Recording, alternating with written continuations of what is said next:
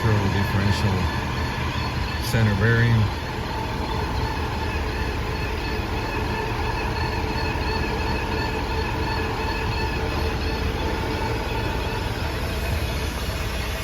Here it's quiet. And here, this is where the noise is concentrated.